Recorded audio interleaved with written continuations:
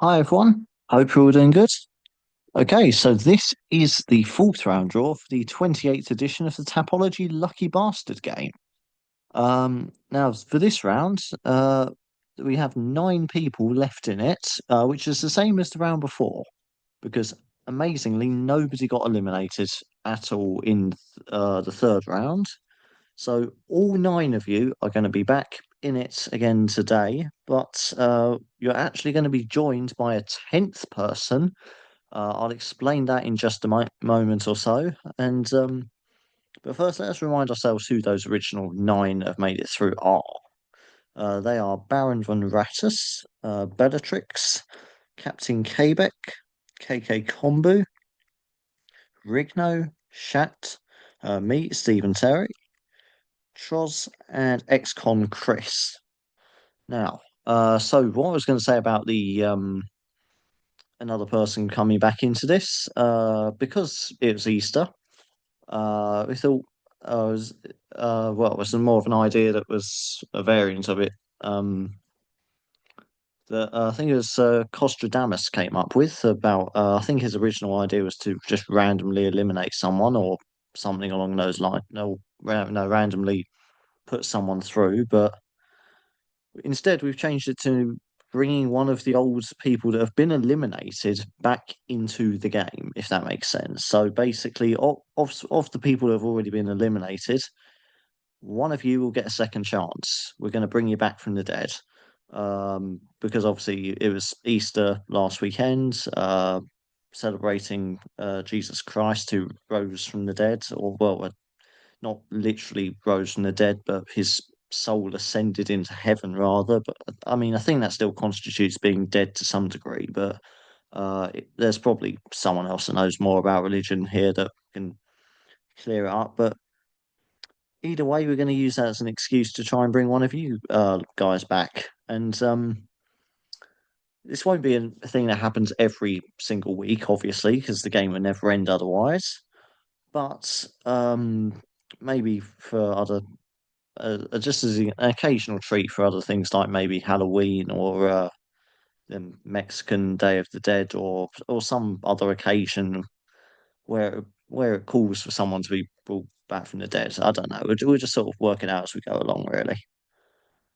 But anyway, um, you're probably wondering how do we go about selecting who gets a second chance, who gets to live again? Well, in this game, there's only one way of doing that, isn't there? Via the wheel. So if we go back to the internet here, you can see I've got two tabs up here. And this one, it's got the names of all the people that have been eliminated so far. And what I'm gonna do is just give it a spin. Whoever comes up gets put back into the game, gets a second chance, gets raised from the dead. So without further ado, let's see who our 10th person joining us for a second chance in this game will be. Who is the wheel going to give a second chance to?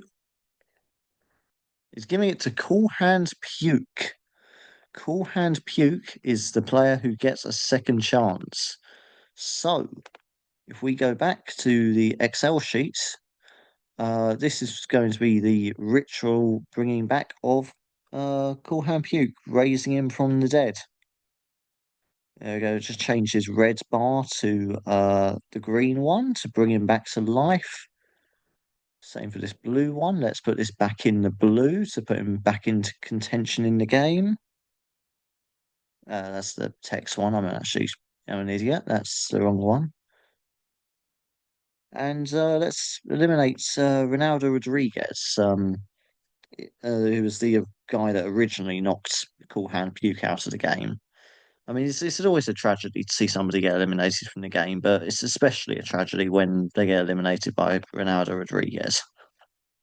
But welcome back, Cool Hand Puke. And now, I don't know, I guess the first ever Lucky Bastard game zombie, Lucky Bastard game Jesus. I don't know. The implications are horrifying, but let's see if he's going to get lucky with this. But anyway, now that we've brought him back, normal service is going to be resumed. So, um, Go back onto our internet page. We'll start the main draw for the screen sharing. Which screen is it sharing exactly? What's all this about pausing a screen share? I'll share my internet page again. There we go. All right. Anyway, so for this round, with our now 10 people left in it, we have UFC Fight Night Ian Machado Gary versus Carlos Prates. And it's basically two complete opposite styles. You got the decisionator, point fighter, Ian Gary, who's coming back trying after his first loss of his career against Shavkat Rakhmonov, which no shame in losing to him, especially on short notice.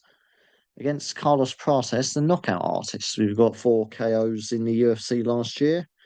And yeah, I've been. It's really.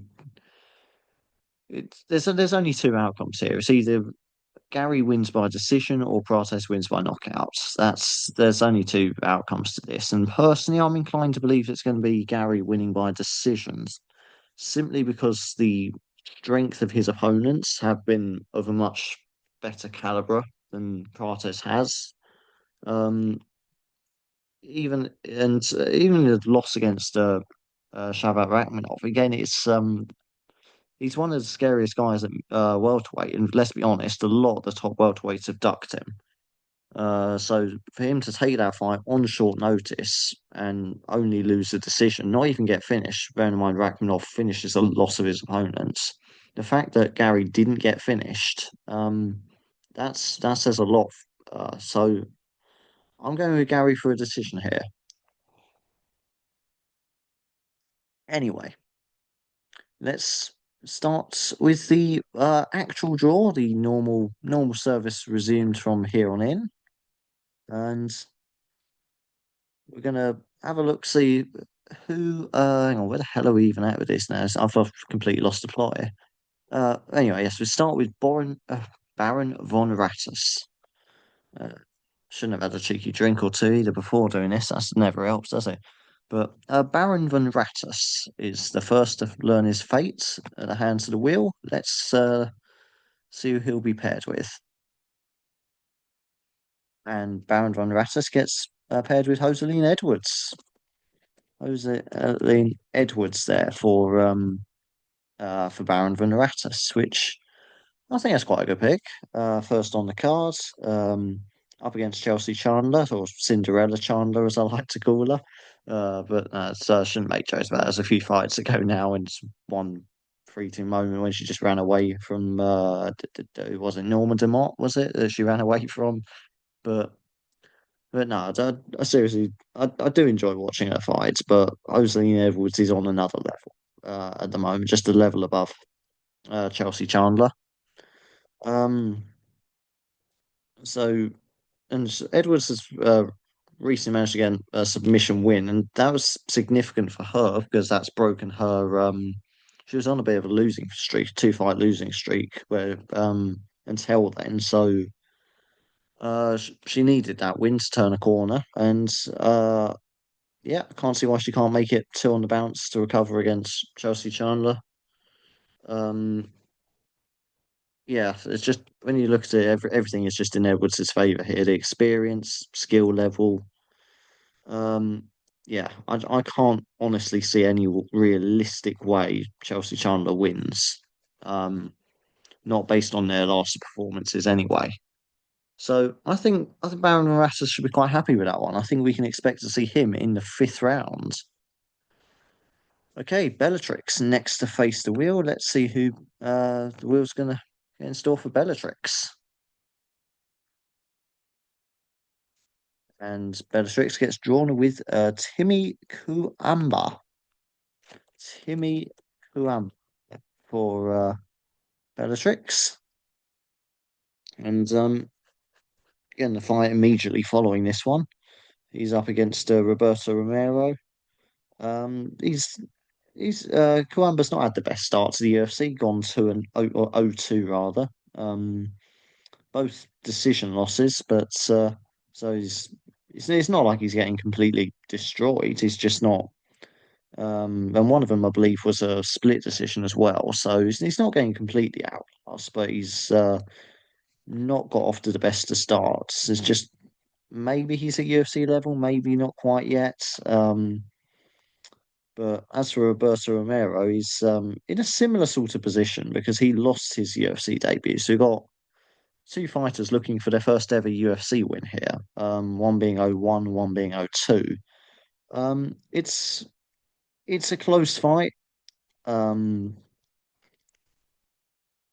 I'm going with Kawamba for a decision win just on the strength of his contender series win, but there's not really much to choose between this. I think it's a very close 50-50 fight here. So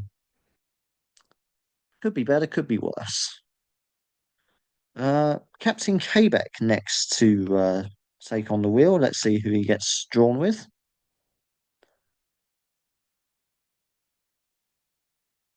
And he gets another UFC debutant in Gage Young. Uh, Gage Young there, who's coming in at short notice to replace a fighter that we will not be naming for uh, horrible reasons. But he's facing Ewan Elder for his debut in the UFC. Um, I've got Elder to win this by second round submission simply because he was preparing for the fight before, obviously, Gage Young being a last minute replacement. So fair play for Gage Young on stepping up on short notice for this fight. I've got obviously any young up and coming fighters going to jump at the chance to sign with the UFC. If they say, look, do you want to fight in a week? Then anyone's going to take that. But fair play for him to doing it in any case. His last fight was just on the regional circuit. Was on the contender series, but he lost his fight on the contender series. So he's been trying to yeah, it seemed like he'd have at least a few more fights at regional level before getting another crack at the contender series, which he'd have probably had to have gone through again if not for uh, these circumstances. But he's got this chance. Will he take it? He's certainly got the motivation. Nothing to split between the two in terms of experience, both with an exactly identical record of 9 wins and 2 losses. But Elder's got more UFC experience and has had more time to properly prepare for a fight of this caliber. So for that, I'm going with him for a second round submission win. Uh, but who knows? Maybe that motivation might just be all that Young needs to get him a win and Captain Quebec through into the fifth round. Anyway, so here we move on to historical moments as our newly revived from the dead Lucky Bastard Game zombie, Cool Hand Puke, gets a second chance, the first ever player to get a second chance in a game for any reason. So, um, will he get through again this time? Will he be eliminated straight away, or will he end up going on and winning the whole thing now? But we'll see, and it will all start with this one. So let's see.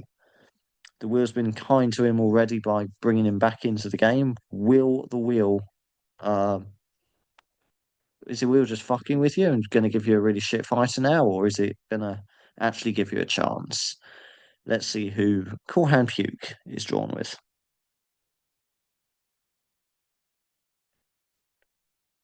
Oh, and Cool Hand Puke also gets drawn with Hoseline Edwards, who I've mentioned earlier. Um, I like that. I like that selection for him and for Baron van Ratter, who was drawn with her earlier. So, as I mentioned against Chelsea Chandler, I just can't see any real way Chandler wins that one. Um,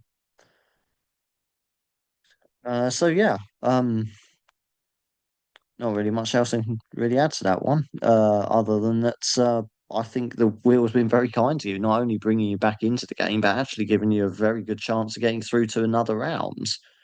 Uh, so I think I don't know. Maybe Cool and Puke, you really ought to go out buy a lottery ticket this weekend or something. It's luck is on your side. But yeah, that's what has this game become? Honestly, this is the most unserious shit I've ever been involved with. It's amazing. I love the pure shit out of this. Anyway, um, good luck again, Cool Hand Puke. Let's see if you second chance. Let's see if you go all the way now. Why not? Anyway, talking of going all the way, the one who did last time, KK Kombu is up next, our current reigning defending Lucky Bastard Game champion. Let's see who the wheels got in store for the current champion. And he gets drawn with Roberto Romero.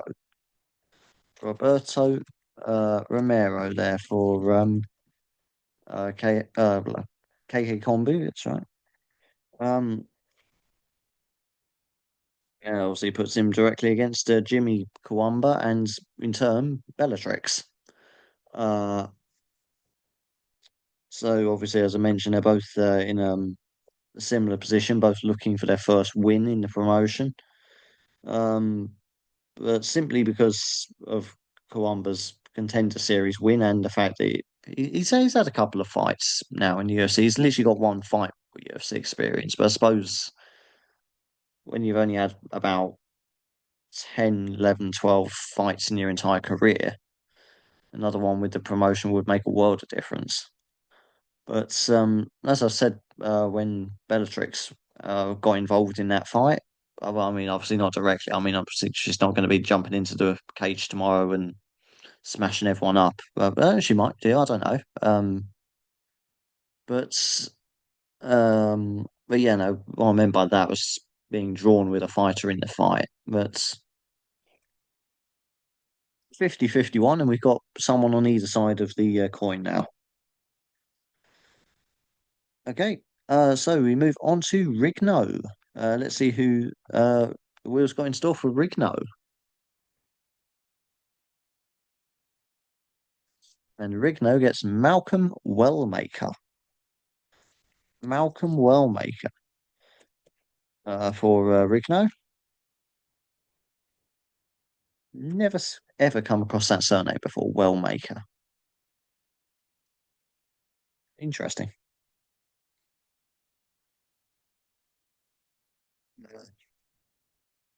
Maybe a profession in a past life or something. I don't know. Maybe his ancestors were well makers, genealogy and all that. We'll probably look into that. I think it's genealogy, study of family history. I don't know. Anyway, undefeated 8-0 against Cameron Simon, who is not undefeated in 8-0, at similar record 9-2, equally respectable in my book. Um, so Wellmaker is obviously, as mentioned, making his UFC debut. He's got he's got a good string of knockouts which look impressive on a highlight reel, and he's gone the distance a few times, so he's got the stamina to deal with it. He's not like one of these guys that just smashes everybody in the first round, but then gasses out when someone takes him to the seconds. But um, they have been at regional level. They've not been UFC standards. Um, Cameron Simon, on the other hand, as I mentioned, has had experience in the UFC before. Currently on a two-fight losing streak, but with with someone like Simon particularly, he's such a good fight, such a good puncher, such power in those hands. You can never fully write him out of any fight. Um, and for somebody who's maybe not been as tested as much as well make as it's I think this could be a little bit of an upset here. So I've gone with Simon just for a decision here. Just I don't know, play it safe, I guess. But as he's also picked up a few decision wins himself, to be fair. And there's nothing I've seen of Wellmaker so far to suggest that he's going to get um, destroyed or that he's out of his depth in any way. But I always tend to favour the one with a little bit more higher level of opposition experience. That was a clumsy sentence, wasn't it? Anyway, so Rigno, you might get through. Certainly not out of it, but I wouldn't bank on it. Okay, so we're already down to the last four now, even with throwing an extra body into the game. So we're on to Shat now. Let's see who the wheel has lined up for Shat.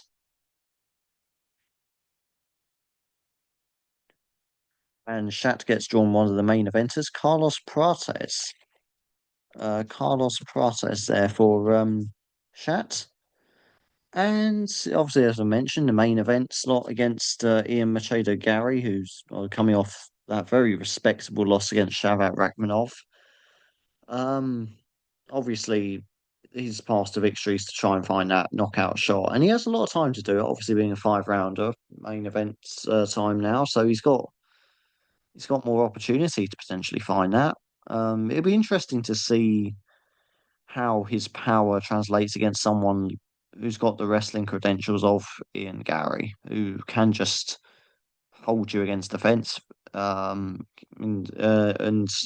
sort of yeah, very good at neutralizing that power. Sort of, I don't know how to describe it really, but it's basically so you just sort of smother you.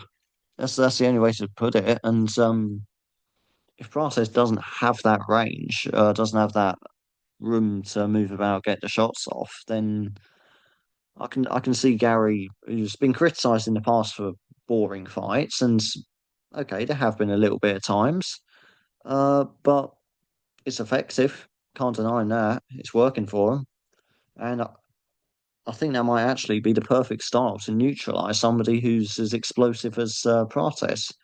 If you've got, suppose Carlos Prates is a fire, Gary is your foam fire extinguisher, smothers the flames. Um, Kind of thing going on there. So that's my prediction for the main event, and I'm not overly confident. I'm not. I say that not overly. My money would be on Gary. To be fair, I suppose that's a fair statement to use for that, but certainly, certainly not without a chance. So one punch will change everything if it lands. That's the thing. If it lands, but we'll move on to me now, Stephen Terry. I can't remember the last time I was in the fourth round. Will I make it through to a fifth? Let's see what the wheel's got in store for me. And I'm not making it through to the fifth because I've been drawn with Anthony Smith, uh, who's very experienced UFC veteran, of course, but in my opinion, he's now at the point where he's fighting beyond what well, he's. I'm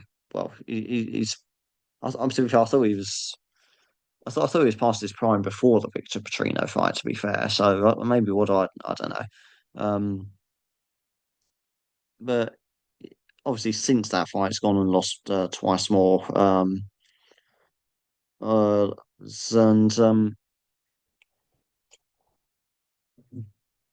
excuse me, as Kelly Roundtree last time out, it was ended by ground and pound knockout. Which, to be fair, that's aged quite well given his performance that Roundtree subsequently put in against Alex Pereira. So he's still fighting the top guys in the division. He's still fighting, and even if he is getting beaten by them, even if he's getting finished by them, he's still a fringe title contender, I suppose. If you want to put it like that, or more of a, I suppose, more of a gatekeeper to the top five, really, at light heavyweight. But that's the club that Ming Yang Zhang wants to try and break into. Apologize if I haven't pronounced his name right there. Probably haven't, but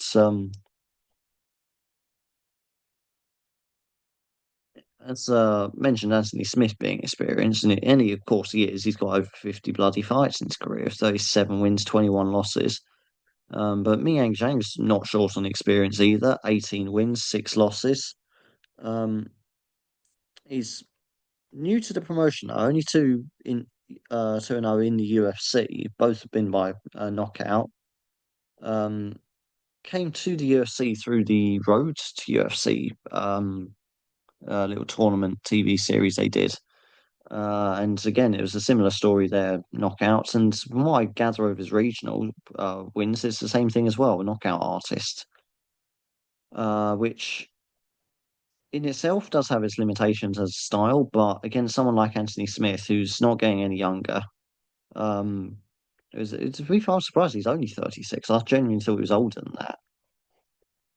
But someone like Smith, who's been knocked out several times previously, this is a very, very bad matchup for him. I can easily see Zhang getting another knockout here again, and with getting a really big name on his record. Maybe obviously a past his prime legend of the sport, but still, it does. It really does feel like the UFC are just feeding him to Zhang. There's no other way of putting it. Um, this ain't going to be a pretty fight for long-time fans of the sport who've come to love Anthony Smith over the years. Certainly not going to be pretty for me. This is where I'll say goodbye to the game, no doubt. But at least to go out with someone I've been watching for years anyway. So that's saving grace, consolation. So I guess. Anyway, so we move on to Troz now. Um, let's see who Troz will be paired with. See who he's going to have in his corner. And Troz gets Nicholas Dalby. Nicholas Dalby there for Troz. Uh, and he's in a very close fight against Randy Brown, who I've gone with Dalby for this one by decision. Uh, but it's I've gone back and forth on it half a dozen times. Uh, he's lost by a split decision last time against Rinat Vakhrenidov, which I know I've not pronounced that name right, but well, I was saying about Anthony Smith, but I was surprised that he was only 36. I was surprised to learn that Dalby was actually 40 years old when I was researching this. So I thought he was, well, at least 5 years younger, to be honest. Uh, so does sort of raise how much he's got left in this. Is he going to be a little bit past his prime against Randy Brown, who's to be fair, he's very experienced himself, 34 years old and 19 wins, 6 losses. So he's not exactly a up and coming prospect that he's being fed to here, but still, it's you do slow down as your age, and that's that in a fight this close, those extra 6 years they could make a big difference. Um, I don't know. This is a very close fight. I've gone with Nicholas Dalby for a decision, but this is another 50-50 fight, in my opinion. So it's going to come down to just it's just going to come down to which fighter just wakes up feeling better on the day. It really will. Um, so yeah, Troz is just going to have to bite his nails a bit and just hope and pray he gets through to the fifth round. And brings us on to the last one now. Ex-con Chris, the last person to learn his fate. Will he go through to the fifth round? Let's have a look. Let's see who ex-con Chris is going to be drawn with. And he gets drawn with Giga Chikadze. Again, apologise if I not pronounced that one right. I probably haven't. Uh, Chik. I definitely ain't spell it right. That's for true. Giga Chikadze. It feels like a long time since we last seen him, but it hasn't actually been as long as I thought it was. Again, just a perception I had really. But last time we did see him, he lost the unanimous decision against Arnold Allen. Obviously, a couple of years back now, he did beat Caceres and Edson Barboza. And there was one point it's really looking like the next big thing at featherweight. I'm not quite sure what happened. He just didn't. It didn't really materialize that potential. Um, but anyways, now fighting David Onama. And a few years ago, I'd have had Chikard say all over this one, but Onama, I've now got him to win by decision. That's my prediction for the fight on a three-fight win streak. And he's got a very well-rounded skill set. He's won by subs in the past, KOs and decisions. And at this stage of Chikadze's career, I think that could be enough to just see him off for 3 rounds. It's sad as it is, and I'm sure he's still got something in the tank, but it's just, I don't know, does he still have that power, that explosiveness after that we saw a few years back against Barboza and the like? I don't know, and I'm not 100% convinced. So I've gone with David Onama for that one, and I'm not certain about X1 Chris's chances of getting through here. Right, okie dokie. So that's completes the fourth round draw. We started with nine, finished with 10. We'll just bring you back to my Excel sheet again, and we'll just run through those names one more time, just confirm who's been drawn with who. We have Baron von Rattus with Joseline Edwards, Bellatrix with Timmy Kuamba, Captain Quebec with Gage Young, our zombie player or risen from the dead, whatever you want to call him, player, Cool Hand Puke, gets a second chance with Joseline Edwards. Obviously, as is Baron von Rattus. KK Kombu with Roberto Romero, Rigno with Malcolm Wellmaker, Shat with Carlos Prates, me, Stephen Terry with Anthony Smith, Tross with Nicholas Darby, and Excon Chris with Giga Chikase. So that completes the draw for the fourth round of the Lucky Bastard game. All that leaves me to say is if you got any bets on this card, good luck with those. Good luck with your predictions. Good luck with this game, obviously. Um, let's see how this plays out. Will our ghost player or zombie player or whatever we want to call him, but Cool Hand Pukey gets a second chance. Will he now go on and win the whole thing? Will he get through this round? I don't know. I don't know. It's going to be interesting to see how this one plays out. Like I said, that's not going to be something we're doing every week because otherwise the game would never end. Because if we just keep bringing everyone back every week, then the eliminations wouldn't hold the same weight to them, and like I say, it would just go on forever.